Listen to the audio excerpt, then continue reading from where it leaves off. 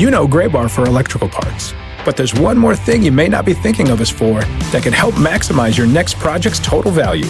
Our pre-project planning services are designed to help you win the bid, save on labor costs, and keep your installers productive across your entire build. The sooner you call us, the better. Because when we're there from the beginning, we can anticipate your needs and help you solve problems before they become problems. Yep, Gray Bar does that.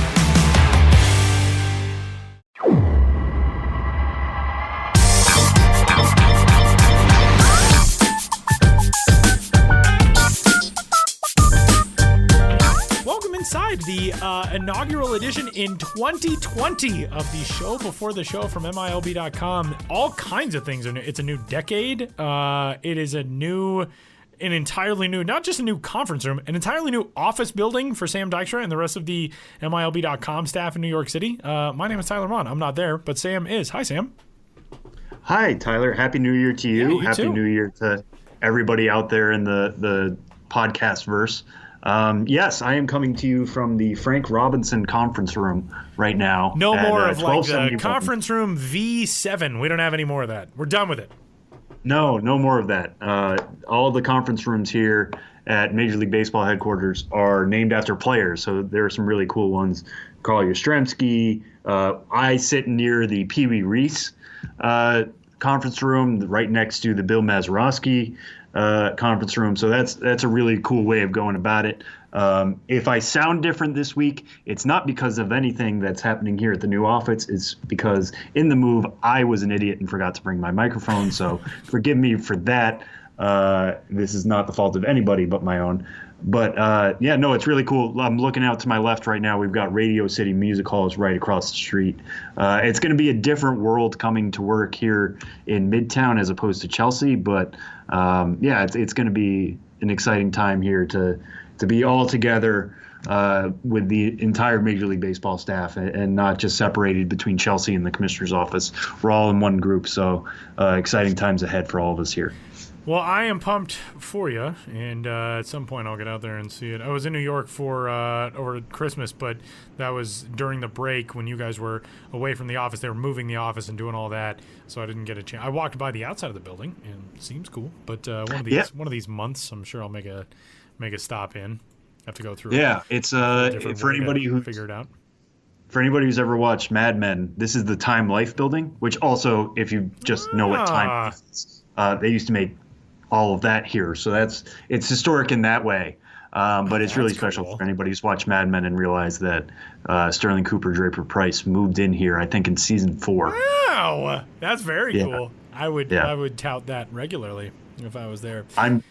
I'm sure it will come up in conversation over Manhattans at some point. Yeah, I would imagine. So, hey, thanks for joining us on the first episode of 2020 as we dive into this week's The Show Before the Show. You can get in touch with us, podcast at MILB.com. Sam's on Twitter at Sam Dykstra, MILB. I am at Tyler Mon, and we are excited to get rolling. You can hit us with your questions, your thoughts, your comments, your concerns, and we thank you for joining us again. Give us a rating and a review and a subscription wherever you found us. And it's the beginning of the show, which means we want to tell you that just announced toward the end of last year, more than 20 new minor league baseball teams are going to join the Copa de la Diversión Chase in 2020. The Hispanic Fan Engagement Initiative, fresh off its second full season, celebrates the cultural contributions of Hispanic communities across over 90 minor league cities through culturally significant on-field identities, in-stadium accommodations and entertainment options, and community impact. Copa de la Diversión celebrates the Hispanic community whose love for the game of baseball has driven the game forward. Visit MILB.com/fans/Copa or follow Minor League Baseball on social media at MILB to find out more about each identity and the initiative. And with that, we're going to kick things off with 3 strikes for this week's episode of the show and dive in. It's a new year, resolutions out fast and furious. Most people, we're like a week in. You probably already screwed yours up. But Sam's got some for American League and National League Farm Systems, a series that has begun on the site. Sam, roll it down for us. What does that even mean? Roll it down? I don't know. Roll it down, yeah. Roll down the barrel. Roll out the barrel. Tell us about it. Yeah. it just reminds me of those, people have Twitter threads and people will just say unroll, and there's like some app that'll just unroll a Twitter thread. I didn't even This know is essentially what that is. I'm not going to write up anything about this. This is just for conversation pieces. We could go through all 30 systems and find a resolution for every team. But just to pick one team from the AL and one team from the NL, starting the AL, I think the Baltimore Orioles this year, this needs to be the year they take the next step. Obviously, they've been undergoing a rebuild for a couple of years now, but getting Adley Rutschman with the number 1 overall pick last year was a signal of, okay, we've got our franchise cornerstone. We've got somebody we can build around, hopefully for the next decade at least. But not just that, he can be the kind of gem of the farm system. Obviously, there are other good pieces here. Grayson Rodriguez had a really special season last year. DL Hall still looks good. Ryan Mountcastle was the IL MVP. Still some questions about where he's going to fit defensively, but hey, he's good to have around. He's somebody you can build around. Austin Hayes had some injury struggles, but really came on at the end of 2019. All right, great. All those pieces are in place. But if this is really going to be a rebuild, and Mike Elias coming from the Astros, they are what everybody is trying to be, at least when it comes to franchise building, getting your Correas, your Altuves, your Bregmans, your Springers all in place, so that you can go get a Justin Verlander, go trade for a Garrett Cole before he hits free agency. The Orioles aren't there yet, so they need to develop these guys that they have now. And yeah, they're going to have another good draft pick this year. They pick number 2, and the Tigers are first at number 1. But they really need to take that next step. They really need to develop what they have here. And if I'm going to make a resolution for them, it's going to be have another Grayson Rodriguez. Grayson Rodriguez was a first-round pick in 2018. He was the 11th overall pick, but now he's the number 44 overall prospect. Really saw some gains. Okay, we need to do that with some other guys. Maybe a Gunnar Henderson, maybe Dean Kramer. He's not a young player by any means, but hopefully you see him turn into a solid rotation piece at the major league level this year. They need to start building out this year. They can't just kick the can down the road again and try again in 2021. I really want to see them take that next jump this year.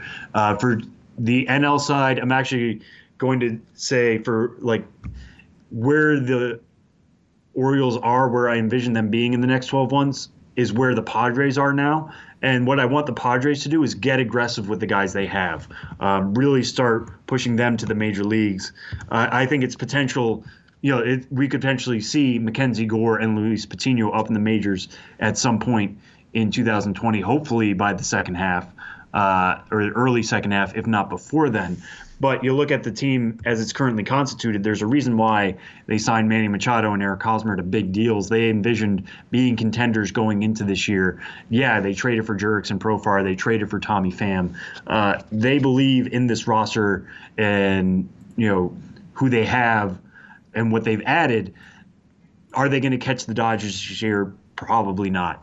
But are they going to go for a second wild card at a time when the Rockies are down? No offense, Tyler, but some other teams in that division. This is the time for the Padres to pounce. And we saw that them do this last year. They allowed Chris Paddock to start the year in the major leagues. They allowed Fernando Tatis Jr. to start the year in the major leagues. I'm not saying they should do that this year with Gore or Trammell or Patino or anybody like that, but stay aggressive with these guys. Keep pushing them. Try to make something of this year. Don't just say, hey, this was another building year and waste another year of Hosmer and Machado's contracts and another year of control for Fernando Tatis and for Chris Paddock. Try to make this the year. That's what I want the Padres to do. I want to see them get aggressive with who they have and really build a special roster in San Diego, because this is what they've been building for. Now the moment has arrived. Take advantage when it's here. And all of the stories coming up to the site, you can follow along for your division, all the things going on in your league. If your team is also down, then you can just mull over your poor fortunes, as some of us will have to do.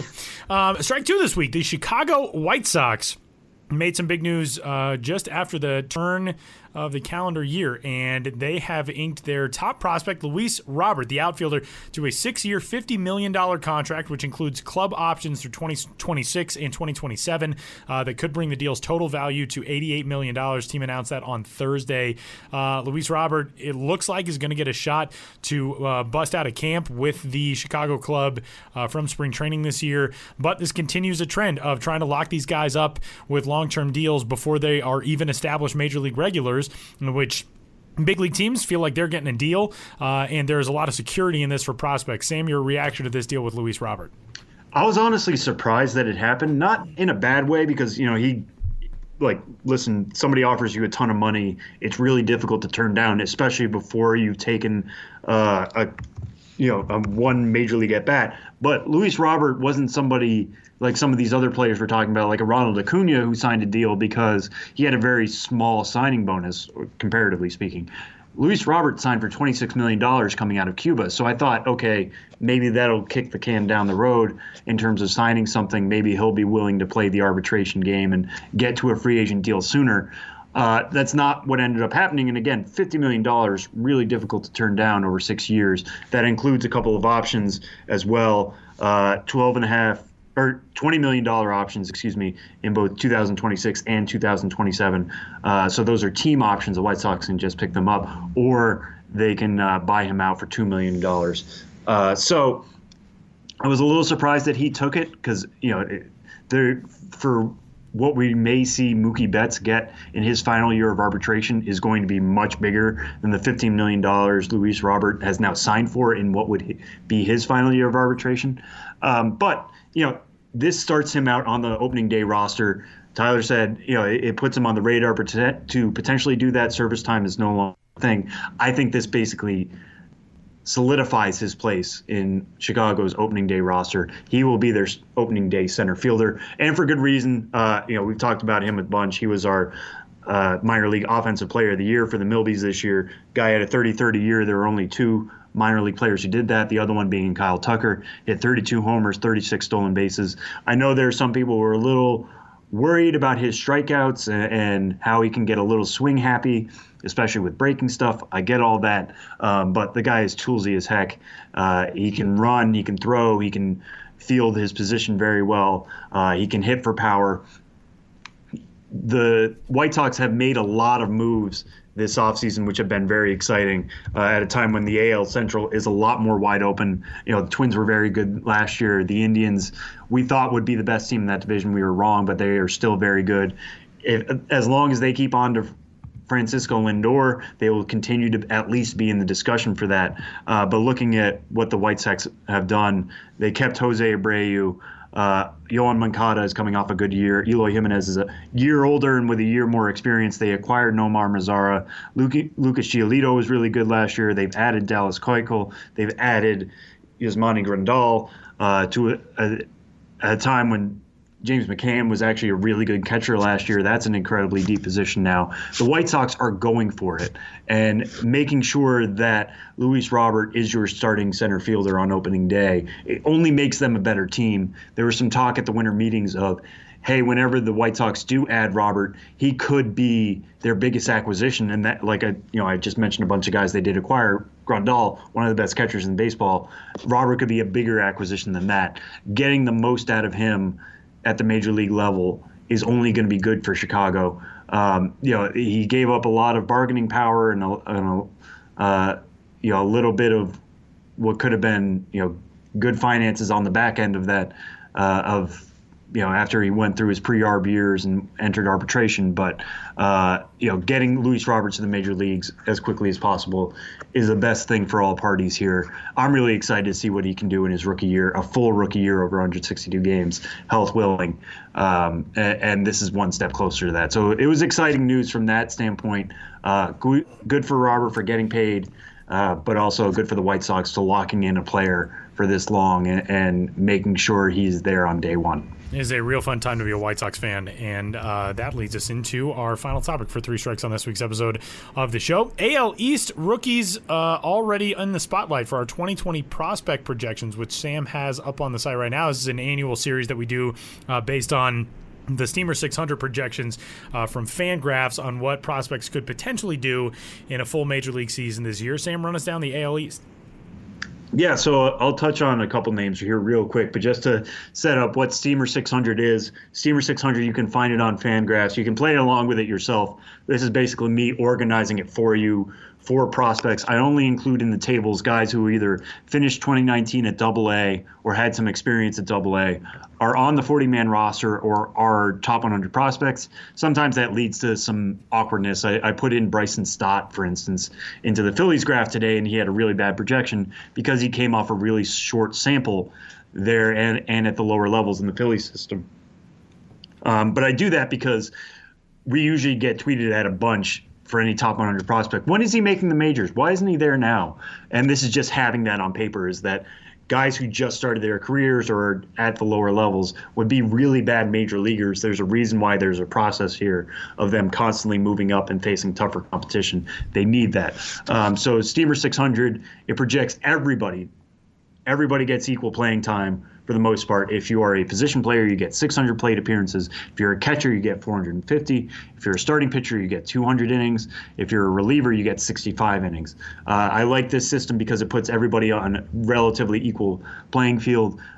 Trying to figure out playing time and all that is when things can get sticky. If I can tell you how well Bobby Dahlbeck for the Red Sox is going to do over 600 plate appearances, that's much easier to compare him to Michael Chavis, who is a first baseman in that system. It's much easier to compare that way than just saying like, oh, well, Chavis will probably 75% of the plate appearances and Dahlbeck will get 25%. That's difficult to project and difficult to compare, at least for our purposes. So everybody on the same playing field. The one I want to point out from the AL East here is Brendan McKay.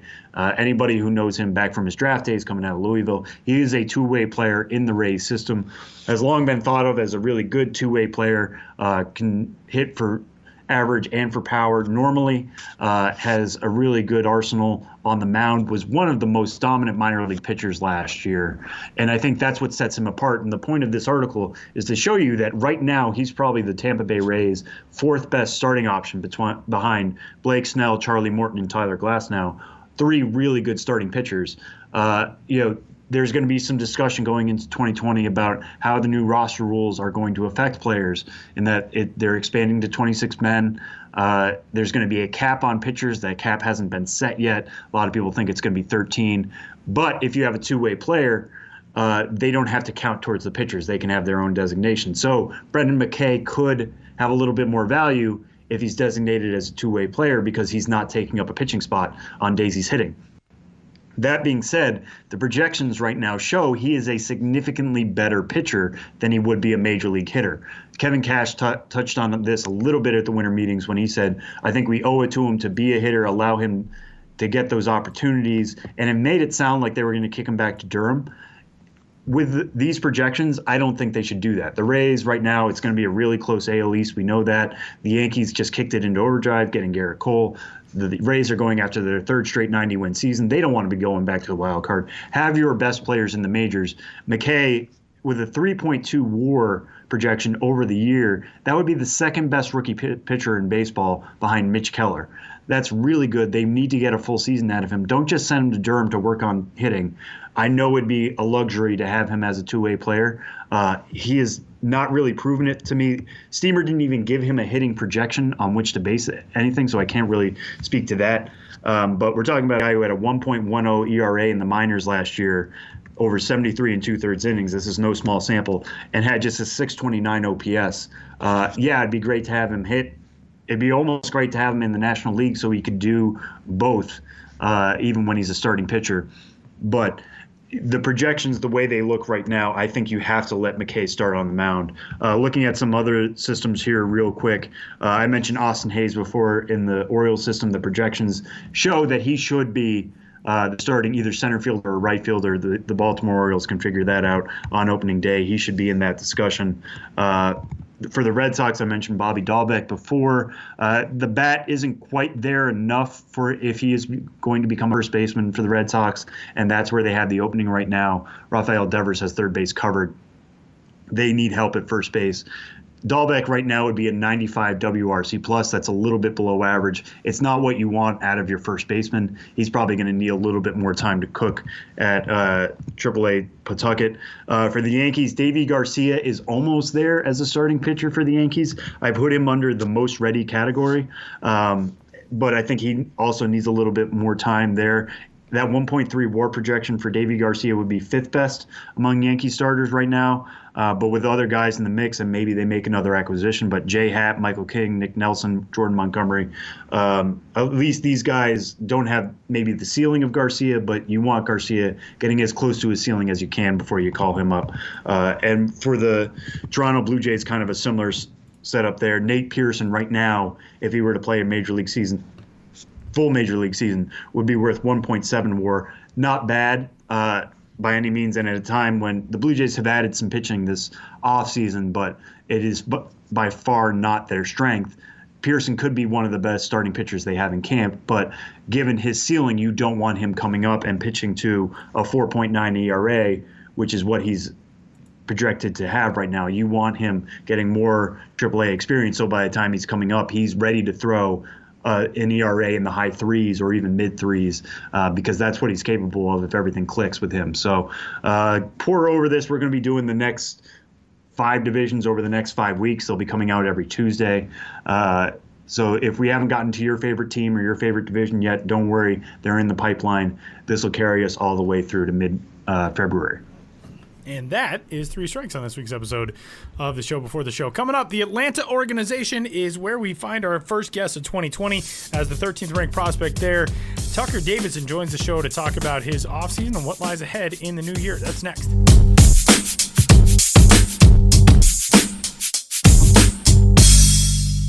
Our first guest of a new decade is the 13th ranked prospect in the Atlanta organization, Tucker Davidson, who joins us from Miami, Florida, left-handed pitcher, where he is taking part in the rookie career development program, which we'll talk about. But Tucker, the pressure of being the first guest of a decade, you have to lead. Everything starts with you, man. This is 10 years of potential guests. You have to start it on the right foot. Is that? And there's no pressure in that. You're going to put all that pressure on me right now? This has to be the greatest interview any of us have ever done. I just want you to know. Okay. Let's talk about, you've been in Miami only since yesterday. We were talking a minute ago. You got there yesterday from Dallas and taking part in the Rookie Career Development Program. For those who are unaware, explain the Rookie Career Development Program to us. It's put together through the MLBPA and the MLB, and they bring in bunch of the guys kind of on the cusp of becoming big leaguers, and they try to help our transition from the minor leagues to the big leagues to go as smoothly as possible by giving us the insights of what changes and how the MLBPA benefits you and a bunch of different things. And it's been a great experience so far. So the first day, I mean, you get in yesterday, your first day today, what have the activities been like for you? How does this whole thing start? Last night I got in about 2:30. We didn't have anything until about 6, and we had dinner, had some, what did we have last night? Some chicken, beef, and shrimp. I was all for it. What'd you choose? I just dropped my phone. I'm sorry. So we hung out last night and then had a couple speakers, and then today it's been filled of lots of speakers, and we've been doing different games throughout. Like, we have iPads kind of help us like interact, and they'll put up questions and we have to answer them how we think, what is the correct answer. And it's kind of been interacting with us, just giving us a lot of insight of just how things have changed from the 80s to now, and just kind of like what the social media and how to handle the media and type of that nature. And when you found out you got invited to this, what were you most looking forward to about it? Like, what was kind of on your list that you were hoping to learn about or ask a question about? Like, what were you most looking forward to about this experience in Miami? Obviously, coming to Miami, first off, in the winter, it sounds awesome. But I think just getting the opportunity to learn from people that have been there, done that, and they have a lot of insight of being able to help you make that transition to the big leagues, because it's not an easy one at all. And I think giving guys the more information for them to successfully go into their debut and throughout their big league career is something so huge. And it could be as little as where to sit on the bus, like we were talking today, or just approaching and finding a mentor, somebody that can like help you throughout your career, and you could be lifelong friends, or it might just be somebody saying like, hey, don't do that. And just learning, because your head's going to be spinning whenever you get called up. And I think it's just the transition of helping each other. And who amongst the other guys who are there with you in terms of prospects? I mean, the Braves group is particularly loaded. You got yourself, Christian Pache, Alex Jackson, Jeremy Walker. Some of the other top prospects in the game are there, and Joe Adell, Mackenzie Gore, what have you. When you found out the group that was going, who were you most looking forward to seeing yourself? Honestly, I just want to catch up with a couple guys that I've played in Double A against. Kind of got to play with Taylor Trammell, and it was funny. He ended up getting traded to the Padres and was in Double A in Amarillo, which is my hometown. So we kind of got to bond over that a little bit. And then saw Joe Adell, Kinsey Gore's been here. Jake Rogers is actually from Amarillo as well. And so we got to catch up, and we were like, who would have thought that two kids from Amarillo, Texas would be at this event? And it's been an awesome experience. This stage of the year, the calendar year of the run up to spring training, all that kind of stuff, it's sort of weird because I think once you get through New Year's, you're probably raring to go. I mean, you're still got 6 weeks or so until you're into full-on organized team stuff with pitchers and catchers reporting. To get to do something that's baseball related right now, does that sort of scratch that itch at this time of the season where it's like, all right, it's New Year's, let's get this thing underway? January usually goes by either really slowly or really fast, kind of depending on what you can.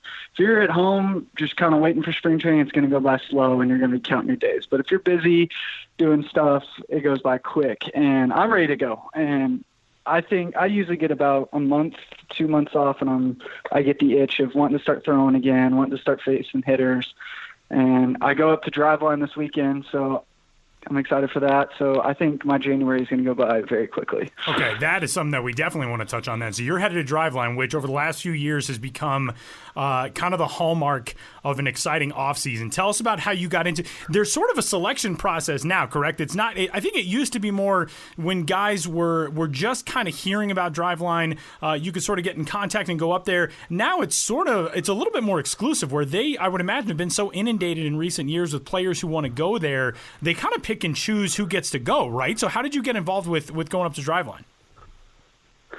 I found it on Twitter back in 2015. Oh wow! I don't know how I stumbled upon it, but it was like the first kind of when weighted ball started becoming a thing. And I was at a junior college in Midland, Texas, and through 88 to 90 miles an hour, I was like, I want to play professional baseball, but this is not going to work. So I ended up buying the balls myself and kind of teaching myself the drills.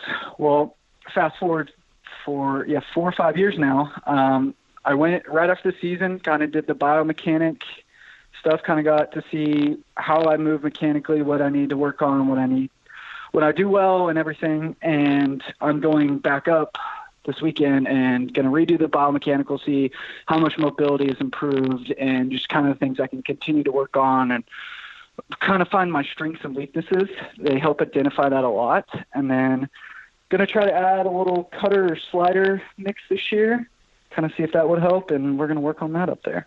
And when you think about, where we are in the offseason now, as Tyler mentioned and as you've mentioned, January can be kind of a weird time, but the last 12 months have been really interesting for you. We haven't mentioned what happened to you in 2019. You had a 2.15 ERA between Mississippi and Gwinnett. You were an all-star both for the midseason and end of season in the Southern League.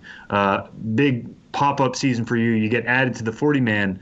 When you compare where you are now, not only in the Braves organization, but just as a pitcher in general, how do you compare yourself now to where you were last January? Last January, kind of my goal, I felt in 2018, I got away from my aggressive mindset where it was, here's my fastball, here's my breaking ball, whatever I would be throwing, and being aggressive with it and saying, you can't hit this. And I really switched my mindset last year. Was like, I'm going to be aggressive. I'm going to try to get strike one every time. And I definitely think that just that general mindset of being aggressive helped me throughout the entire year. And ultimately it got me protected on the 40-man, which is an incredible honor. And now this mindset this year has kind of been, what can I do to put myself in the situation to help the Braves win a World Series? It really switched to how can I help the team win is generally my biggest concern right now. Yeah, I was going to ask about how do things kind of change when you do get added to the 40-man. We talked to some guys about it. There's union stuff involved now, and there's that aspect of it, but also just being this much closer, you're just one simple transaction away. You're going to be in big league camp, all that. What for you is the biggest change now being, on that 40-man major league roster? I was a non-roster invitee last year to big league camp and threw well and kind of got my foot in the door, just kind of got to meet Snit and all the other coaches and kind of get the feel of being around everybody. And this year it's kind of, my goal has been, I want to break with the team. And that's just my mindset of I'm going to go in there and I'm going to try to be one of the best 26 men and walk out of there and try to help us win all year. And I think that's kind of where the mindset changed of how do I help this team? Is it being supportive in the bullpen, or is it starting every fifth day? Just kind of what can I do? And I have to put myself and put my body to be ready to be able to fulfill and be in the best position to help the team win. Tucker, let's go back and talk about your start in pro ball coming out of the JUCO ranks. You drafted in the 19th round in 2016 and out of Midland Junior College, like you said. To go from junior college to pro ball, there's obviously so many things that go into the decision-making process of do you try to go to a four-year school? Do you go into the draft? And you're in that stretch of the draft where I feel like the decision is probably even tougher because you're in those middle rounds, so there's still maybe potentially other options for you, but the signing option is obviously there and is very alluring. How'd you go through that process coming out of junior college to decide 19th round you're going to Atlanta and you're gonna give it a go with that being the next step? Well, I was committed to North Carolina State out of Midland, and the whole semester my big thing was, do you want to get drafted? Do you want to play professional baseball, or do you want to go to school? And I ultimately came to the decision I want to play professional baseball. I want to start that journey, and when I got drafted, I was kind of thinking, oh, it's 19th round, blah, blah, blah. And I talked to my junior college coach, David Coleman, and he said, you told me in March you wanted to get drafted. You just got drafted. Why are you having mixed feelings now? And he's like, you got your foot in the door. This might be your only opportunity. Are you going to take it or are you going to run? And I took it. I ran with it, and I fell in love with it. Junior college baseball and pro ball are very similar. Long days, kind of lots of hacks, lots of bullpens, that type of thing. So I loved the mentality of just pro ball, and I fell in love with the idea of it. What is the thing? I mean, when you first got into pro ball and kind of realizing that it had obviously been a lifelong goal, and then all of a sudden you're doing it, to jump from the JUCO ranks straight into it, what struck you most about the culture of pro ball that, maybe you weren't expecting, or that kind of just gave you that feeling of man, I have made it now, actually? The funniest thing is my first day, first two people I meet are Joey Wentz and Kyle Muller, and I'm like, why are y'all 18 and 6'7"? And then the first person I got to see throw was Luis Mora, who the first pitch was 102, and I go, what did I get myself into? So that was a big culture shock, and then just everybody, the Spanish speaking, and just for everybody coming from different cultures was a different thing, but it was an easy adjustment because we were all there for the same goal of wanting to be a big leaguer or wanting to help our team win or whatever the goal might be. So we all kind of fell into a team, and my GCL team went to the playoffs that year, and so we had fun that year, and I've been thankful for that GCL team since. And what was the next step in that evolution? Because, it's one thing just to become a pro player out of the 19th round and somebody who's climbing up the levels, but not many 19th rounders are sent to this rookie career development program. Not many are added to the 40-man. Not many are ranked prospects. So at what point did you feel like, hey, I'm firmly on the radar now? I'm not just somebody they brought in for a depth arm. I'm firmly a part of this club's future. When I went to Rome in 2017, my big thing was I wanted to make a statement. I wanted to show everybody what I was made of and wanted to put a name for myself. So after that year at Rome, I had a good year, and that's kind of whenever I felt that I wasn't just a 19th round nobody anymore. It was kind of, maybe there's something with this kid.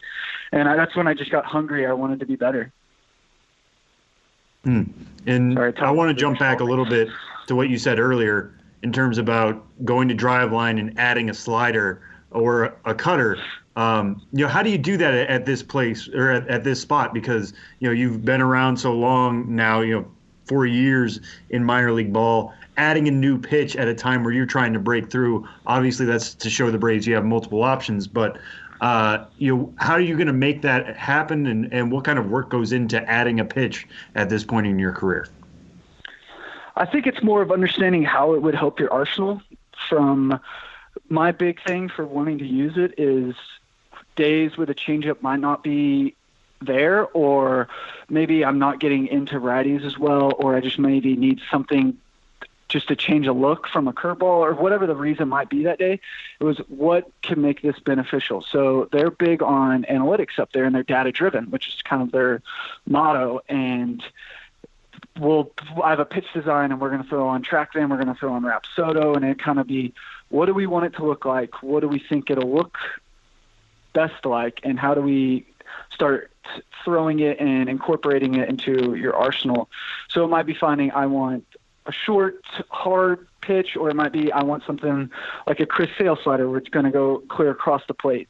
And that just kind of that depends on who you are or kind of what you're wanting to do.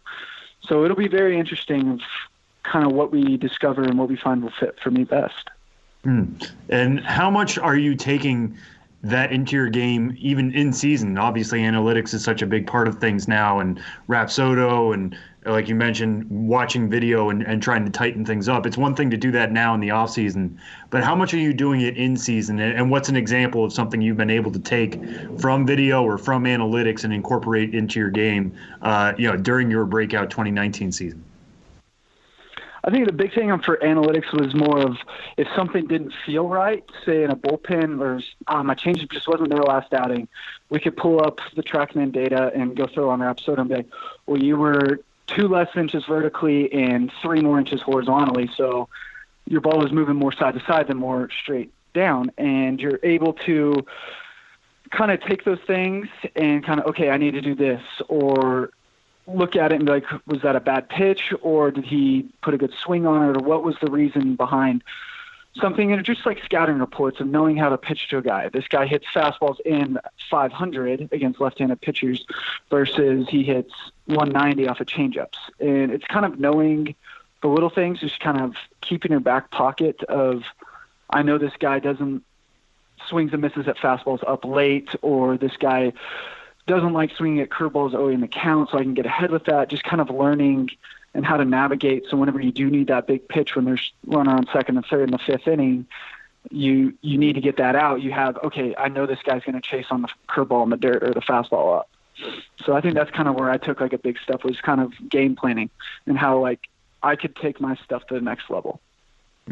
Yeah, and speaking of taking things to that next level, we'll end on this one. Now that you are, member of the 40-man roster, like we've said, you are just one simple transaction away from the major league club. But the Braves are also loaded with upper-level pitching. You're on an echelon now with Ian Anderson, Kyle Wright, Bryce Wilson, Kyle Muller, who you mentioned. A lot of these guys trying to break through at a time when the Braves already have Soroka, Fulte, Fried. They just signed Hamels up at the major league level. When you envision how these next 12 months are going to go, what do you think you need to do to break through and find your spot potentially in the Atlanta rotation here in the upcoming season?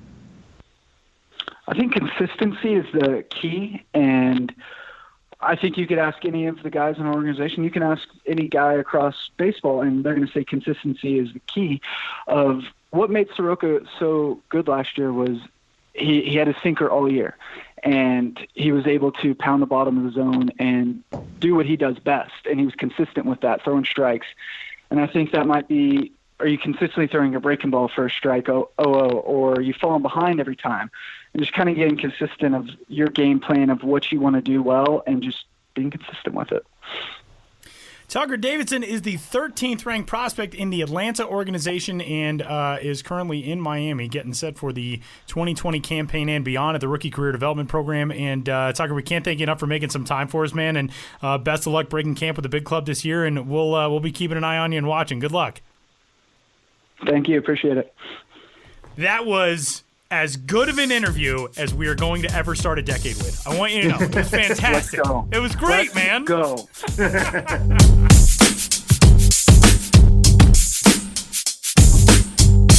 We continue along from the Frank Robinson conference room with the first appearance from the new MILB headquarters with one Ben Hill. Ben, how are you finding the new surroundings? Yeah, it's really interesting. I mean, I worked at our previous location, the Chelsea Market, going back to, part-timer in 2005. We moved around. MILB.com offices moved around in that building over the years. But that was the location I was reporting to, 75 9th Avenue, since 2005. So it's surreal to get up and go to a different location. And, where we are now is bigger and sleeker and shinier. And I know a lot of people made this analogy, but it did feel like very much Monday felt like the first day of school, orientation, lining up, getting told where to go, getting a new ID. Getting a locker. Yeah, getting a lock. We have lockers. Yeah, it really wondering who to eat with at lunch. And, Sam and some coworkers were all clustered together, but there didn't seem to be room for. I literally moved my chair for Ben's biz. I said, Ben, do you want this space? I will move things over. He's like, no, it's fine. And then he sat over by himself. That is true. I'm sure it was very much like high school for Ben. I will say it's Josh Jackson and I are very smug about not having to deal with any inter-office politics. We're also tremendously lonely. No, I'm kidding. Just kidding. Your poison's out. Josh is not. He's married. And by the way, we have to send out a big virtual hug to Josh and his wife Ella, who've had an annoying start to 2020. But we'll leave it at that, and we love them both. Yes. Let's kick it off with Ben's got a resolution for 2020. About MILB.com or MILB teams and the way that they have chosen to embrace a certain facet of the GIF game on social media. I will not say GIF. Ben, tell us about this. Yeah, well, I'm sure you guys have spoken about resolutions and how it applies to your worlds, and this overlaps with your world. But for me, dealing with teams, how they promote themselves, Twitter's a big part of that. How they communicate, how they express their thoughts and feelings, how they make jokes. And I think the most overused trope, as it were, at this juncture are office GIFs or GIFs.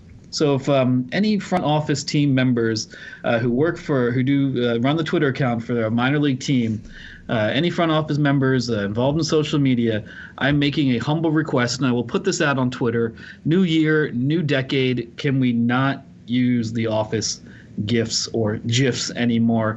It just seems so played out, and I do at a certain extent. It feels like you need to find a new way to communicate. You need to express being exasperated or angry or lonely or confused in a way that was maybe perhaps not already expressed by Michael Scott or Dwight Schrute or what have you. I don't know if it's just me, and not just in minor league baseball, but don't these appear to be some of the most overused images on the internet at this juncture? It almost reminds me of how if anybody makes a reference to anything in the modern day, and it eventually always bends towards Harry Potter. Yeah. And then there's a facet of the internet that just yells, "Read another book."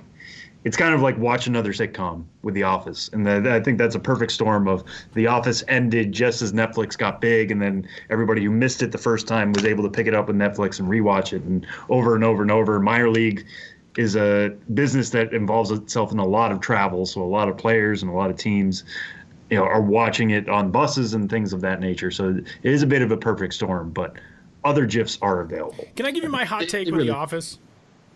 Go for it. Please share. Let's start the new year off. Crazy. I've watched it a million times like everybody else. By the millionth rewatch, Jim and Pam are annoying.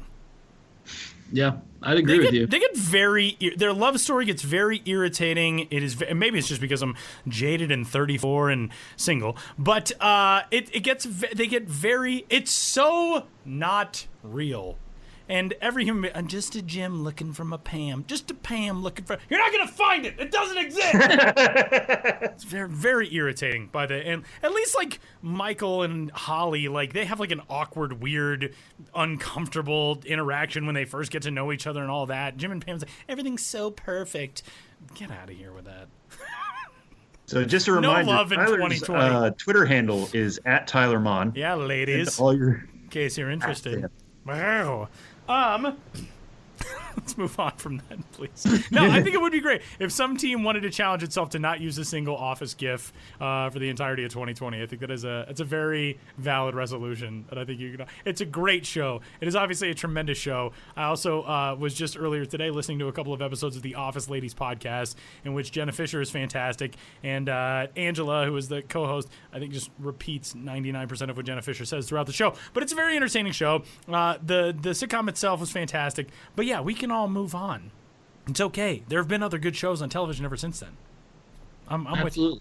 I'm with you. And once you cut one thing off from your life, it leaves that much more room for something new. Yeah. I'm with Very you. I'm with you. There's a very interesting story in Visalia, which includes a co-owner of the Visalia Rawhide as the header photo in Sam's story, or in Ben's story, and then a photo from 8 years earlier in which the same man is dressed as a hot dog at the Trenton train station, picking Ben up from the train station. Walk us through this one, because this is a great story that's up on the site right now. Yeah, this is actually one. It comes from an interview I did during the winter meetings, but I had enough material there to kind of put this on the back burner and filed it before the holidays, and then it ran on January 2nd, the first day of post holidays for a lot of people. But regardless, Sam Siegel, that's Sigal. Is a guy who's been in the minor league baseball world for the better part of 8 years, beginning with the Trenton Thunder as an intern. He was with an announcer for the Tri-City Valley Cats for a number of years, spent some time with the Staten Island Yankees, spent some time with the Hickory Crawdads, and mostly in media relations and broadcasting. And I met Sam in 2012, which is a long time ago on some level, but another level, I mean, what is time? But 8 years ago, not a tremendously long ago. Sam was in his 20s then, and he's in his 20s now. He was an intern for the Trenton Thunder. I was visiting the team, traveling to Trenton from New York City. I just took the train, and the team said, don't worry about getting to the ballpark from there. We'll send someone to pick you up. And waiting outside the train station in the rain was Sam Siegel, an intern for the Thunder, wearing a hot dog suit. And, for the purposes of our website, the way the photos are oriented, I had to edit the photo. But he's actually in this photo, if you could see it, holding a piece of paper, like a limo driver at an airport that says, Ben Hill. And so, I meet a lot of people on the road, and I remember almost everyone, even if it takes me a moment or two upon meeting them again to kind of place where that was. But I also remembered Sam because of that very memorable introduction. He will always be in my mind. Oh, that's the guy who picked me up at the train station while dressed as a hot dog. So we've crossed paths a number of times since then. And then it was really interesting to me last month to get a press release in my inbox. I'd known that the Visalia Rawhide were for sale, and I know that they were going to be under new ownership. And then it comes out that the new owners of the Visalia Rawhide are the Siegel family, and the man on the ground with the Rawhide as the new owner and the face of the franchise, as it were, is this very same hot dog who 8 years later is no longer an intern picking one up at the train station. He is the owner, along with his parents, Elliot and Ruth, of the Visalia Rawhide. And he actually ran into me at the winter meeting. He was like, "Hey, Ben, how you doing? Long time no see." And I was like, "Hey, man, let's do an interview," because I don't know anyone who's gone this kind of career trajectory. And there were some of these comments on, Facebook. You always get the cynical types, and I get it. Like, "Oh, big story, a guy whose, parents were rich enough to buy a minor league baseball team."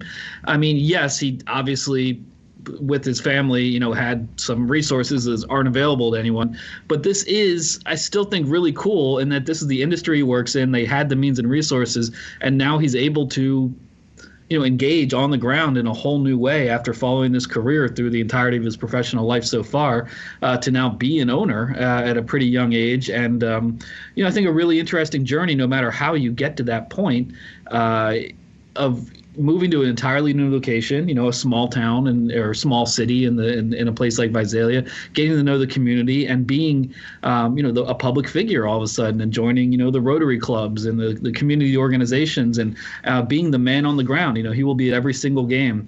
So I just wanted to talk to him about how this came about, how they, decided to purchase a team, how it became the Rawhide of, Visalia Rawhide of all teams, and, what he plans to do moving forward. And I just thought it was an interesting minor league baseball story, and I'd appreciate it if you check it out at MILB.com, the official website of minor league baseball. And one thing I appreciate about this is, you mentioned about, you have to have a certain level of resources and whatever, but if any of us were to be a fan of a minor league team and find out that team has new owners, wouldn't you want it to be somebody who understands minor league baseball at every level in this way? Yeah, and you could, as a fan, you could have your experience very much hurt by absentee owners, ones who are trying to maximize profits but without putting much into the team.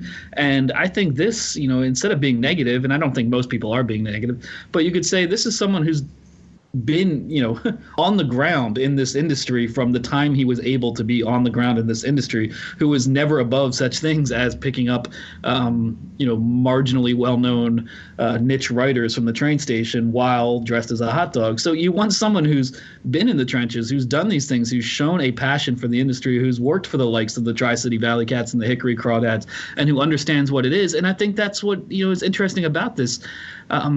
His parents came to love minor league baseball through him, and he said they're not sports fans, but they really were impressed by the places they got to visit through Sam's career, and learning about it and realizing the sense of community and what a key gathering point it is for the community. And I think that's one of the reasons Visalia appealed. It's a smaller city, and you go to a Visalia Rawhide game, you're gonna see people who know each other all over the ballpark, and it has that small community feel. And it's a really endearing thing, and it's not something to be taken for granted at any point in American history. And I think certainly now, when people are more isolated and disconnected through being connected, if that makes sense, and not to go on a tangent, but I think it's really important to have people, the stewards of these teams, be people who understand the business and who are willing to be there and willing to invest in it, both with money, but also with their time and energy.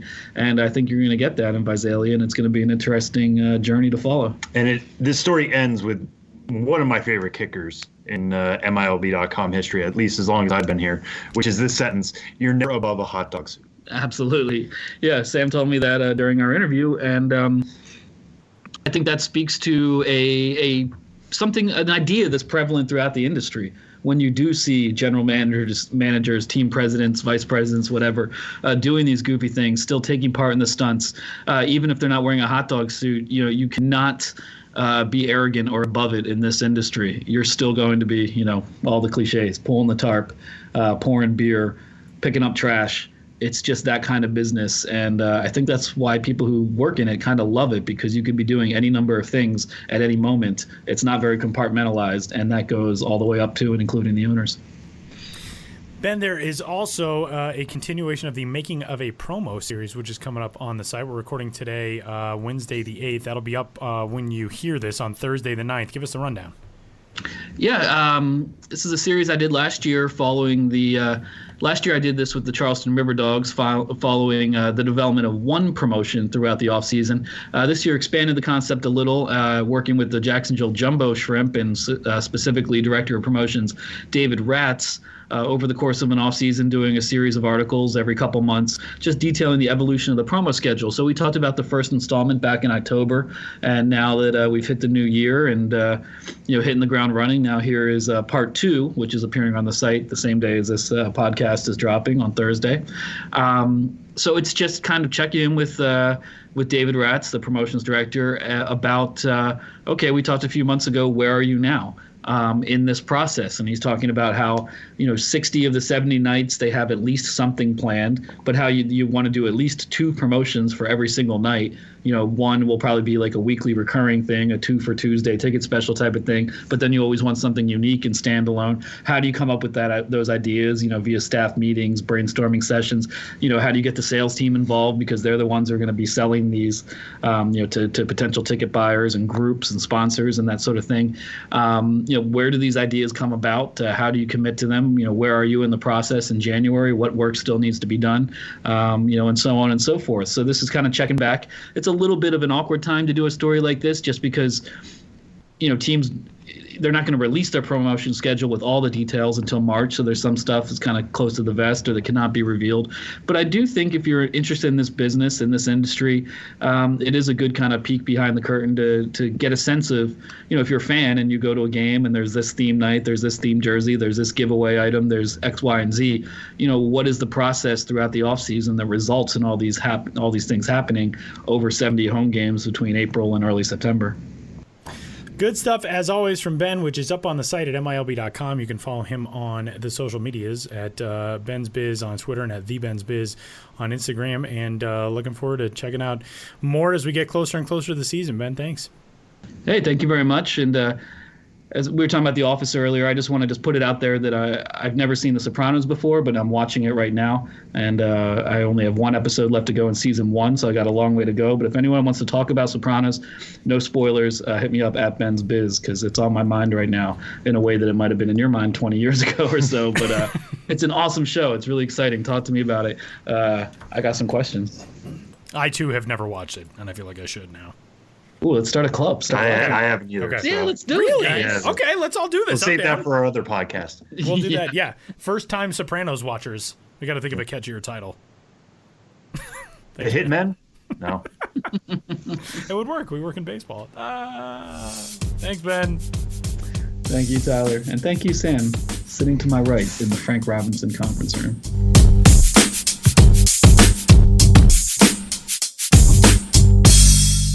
Final segment of this week's episode of the show before the show. MILB.com is where you can find all the stuff that we discussed with Benjamin Hill, as well as Sam's stories, the New Year's resolutions and prospect projections, and all of that. And also, this year, over 90 teams will vie for the Copa de la Diversión Cup in 2020, each with an identity as unique and impactful as its area's Hispanic community. Follow Minor League Baseball on social at MILB and visit the Copa website at MILB.com/fans/Copa to find out more about the initiative's newest members and colorful, vibrant identities in 2020. I guess that's all. Happy New Year, Sam. Happy New Year, Tyler. Well, welcome to 2020. Yeah. What? How? Huh? I'm just glad that this really feels like the future. Yeah. Yes. I'm glad that we're in a decade where we have an easy name for it. You know what I mean? The first decade was like, what do we call that? The aughts. Last one was the teens, except 3 years in that we're not teens. Now we're in the 20s. Everything's easy. Everything's easy. Everybody's wearing flapper dresses. It's great. It's fantastic. Yeah, it's wonderful. He's Sam. I'm Tyler. We'll talk to you next week.